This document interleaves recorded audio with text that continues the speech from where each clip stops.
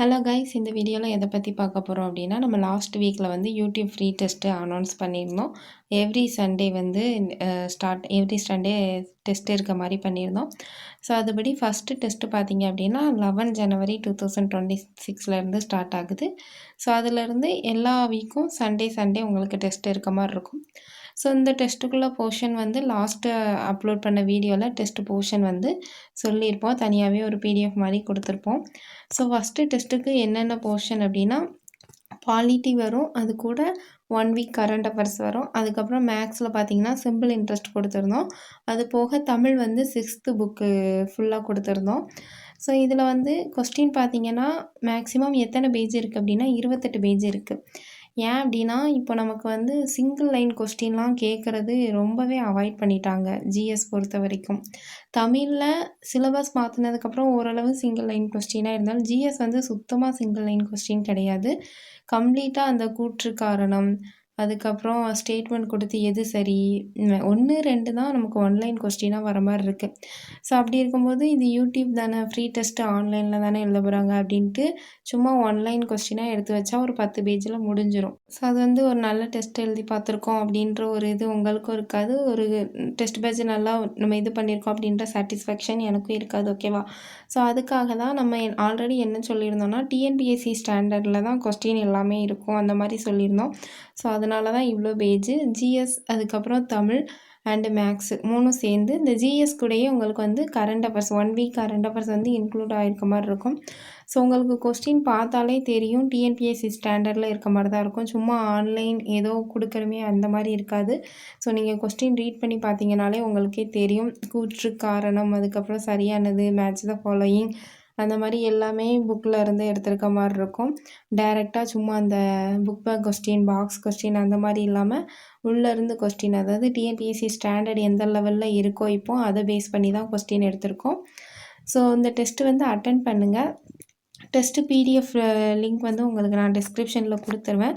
So அதை நீங்கள் download பண்ணி அட்டென்ட் பண்ணிக்கோங்க. முடிஞ்சால் உங்களுக்கு வந்து பிரிண்ட் போட்டுக்கோங்க. ஏன்னா 28 பேஜுங்கும்போது இதை பார்த்து எழுதும்போது கண்ணு வலிக்கலாம். நிறைய பேருக்கு கம்ஃபர்ட் இல்லாத மாதிரி இருக்கலாம்.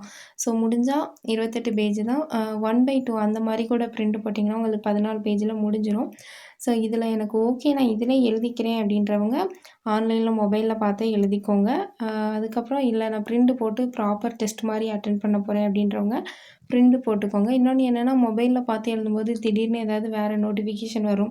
அந்த மாதிரி டிஸ்ட்ராக்ட் ஆகாமல் ஒரு டெஸ்ட் பேட்ச் ஏதோ ஒரு இதில் பே பண்ணி போட்டிருந்தீங்கன்னா எப்படி பண்ணியிருப்பீங்களோ அதே மாதிரி கரெக்டாக பண்ணுங்கள், ரெகுலராக பண்ணுங்கள். டெஸ்ட் பேட்ச் வந்து கொஸ்டின் தான் நம்ம ப்ரொவைட் பண்ண முடியும். டெஸ்ட் எழுதுறது ரெகுலராக நீங்கள் கொண்டு போகிறது எல்லாமே உங்கள் கையில் தான் இருக்குது.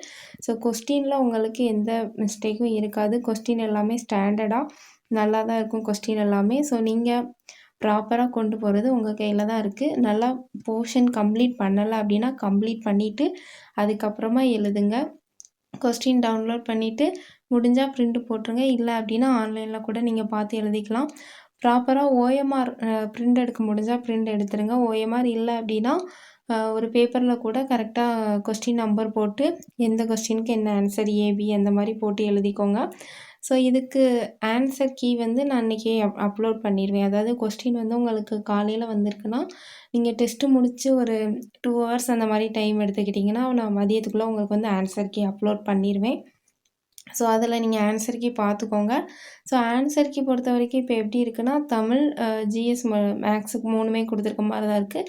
மேக்ஸ் எக்ஸ்ப்ளனேஷன் வேணும் அப்படின்னா நீங்கள் அதை கமெண்டில் சொன்னீங்க அப்படின்னா நான் அந்த வீடியோவும் தனியாக போட்டிருந்தேன். ஸோ கொஸ்டின் உங்களுக்கு இதுவே புரிஞ்சிருக்கும். ஜிஎஸ் அப்புறம் கரண்ட் அஃபேர்ஸ் 2ம் சேர்த்து வந்து உங்களுக்கு ஃபஸ்ட்டு 50 கொஸ்டின் வர மாதிரி இருக்கும். அதுக்கப்புறம் தமிழில் வந்து 50 கொஸ்டின் இருக்க மாதிரி இருக்கும். ஸோ லாஸ்ட்டாக தமிழ் அண்டு மேக்ஸ் வந்து கண்டினியூஸாக இருக்க மாதிரி இருக்கும். ஸோ மேக்ஸ் வந்து லாஸ்ட்டு கொடுத்துருக்கேன். மேக்ஸில் பார்த்தீங்கன்னா 25 கொஸ்டின் தனிவெட்டியிலேருந்து ப்ரீவியஸ் இயர் கொஸ்டின் அப்புறம் இம்பார்ட்டன்ட் கொஸ்டின் 2ம் கம்பைன் பண்ணி தான் எழுதியிருக்கேன். ஸோ எதுவுமே சிங்கிள் லைனாக இருக்காது. ஓகேவா? TNPSC standard. ஏன்னா நம்ம டிஎன்பிஎஸ்சியில் எக்ஸாம் எழுதும்போது என்ன ஃபேஸ் பண்ணுறோம் அப்படின்னா டைம் இல்லைன்னு தான் நிறைய பேர் சொல்கிறாங்க. அதுக்கு ரீசன் என்னென்னா, நம்ம ஏதோ ஒரு டெஸ்ட் பேட்ச் எழுதும்போது அங்கே சிங்கிள் லைன் கொஸ்டினை ஃபேஸ் பண்ணிவிட்டு மெயின் எக்ஸாமில் நமக்கு கொஸ்டின் ரீட் பண்ணவே டைம் பத்த மாட்டேங்கி. ஸோ அதுக்காக நம்ம இப்போ இருந்து நிறைய டைம் இருக்குது. ஸோ இப்போ இருந்து ப்ரிப்பேர் பண்ணுறதே ப்ராப்பராக பண்ண ஆரம்பிச்சிருவோம். கொஸ்டின் ரீட் பண்ணி அந்த டைம்குள்ளே போட முடியுதா, அதுதான் இப்போ நமக்கு இது பண்ணணும். ஸோ அதுக்காக தான் நான் கொஸ்டின் வந்து சிங்கிள் லைன் கொஸ்டினாக இல்லாமல் ஸ்டாண்டர்ட் கொஸ்டினாகவே எடுத்திருக்கோம். ஸோ டெஸ்ட்டை அட்டெண்ட் பண்ணுங்கள். நான் ஆன்சர் கீ வந்து உங்களுக்கு இன்றைக்கி மதியத்துக்குள்ளே நான் அப்லோட் பண்ணிடுவேன். ஓகேவா? ஸோ இந்த டெஸ்ட் பேட்ச் வந்து உங்கள் ஃப்ரெண்ட்ஸ் வேறு யாரும் டிஎன்பிஎஸ்சி படிச்சிட்ருக்காங்க, டெஸ்ட் பேட்ச் எதுவும் போடாமல் படிச்சிட்ருக்காங்க, இல்லை இப்போ தான் அவங்க ஸ்டார்ட் பண்ணுறாங்க, ப்ரிப்பரேஷன் என்ன பண்ணேன்னு தெரியாமல் இருக்காங்க, அந்த மாதிரி இருக்கவங்களுக்கு இந்த டெஸ்ட் பேட்சை வந்து நீங்கள் ஷேர் பண்ணுங்கள், அவங்களையும் ஃபாலோ பண்ண சொல்லுங்கள். ஸோ நீங்கள் இன்னும் சப்ஸ்கிரைப் பண்ணாமல் நம்ம வீடியோ பார்த்துட்டு இருந்தீங்க அப்படின்னா சேனல் சப்ஸ்கிரைப் பண்ணிக்கோங்க, நோட்டிஃபிகேஷன் பெல் ஐக்கானும் கிளிக் பண்ணிக்கோங்க. ஸோ அப்போ தான் நான் நெக்ஸ்ட்டு அப்லோட் பண்ணுற வீடியோ வந்து உங்களுக்கு நோட்டிஃபிகேஷனாக வரும். ஸோ உங்கள் ஃப்ரெண்ட்ஸ்க்கும் ஷேர் பண்ணுங்கள். நீங்களும் போர்ஷன் கரெக்டாக கம்ப்ளீட் பண்ணிவிட்டு நல்லா படிச்சுட்டு எழுதுங்க. டெஸ்ட் எழுதுறத விட முக்கியம் என்ன அப்படின்னா, என்ன மிஸ்டேக் விட்டுருக்கோம் அப்படின்றத பார்க்குறது. ஸோ அதை ஆன்சர் கீ அப்லோட் பண்ணும்போது நீங்கள் கரெக்டாக பார்த்துக்கோங்க. ஸோ ஓகே, எல்லோரும் டெஸ்ட்டு நல்லபடியாக எழுதுங்க. All the best. நான் ஆன்சர் கீ வந்து மதியத்துக்குள்ளே அப்லோட் பண்ணிடுறேன். தேங்க்யூ.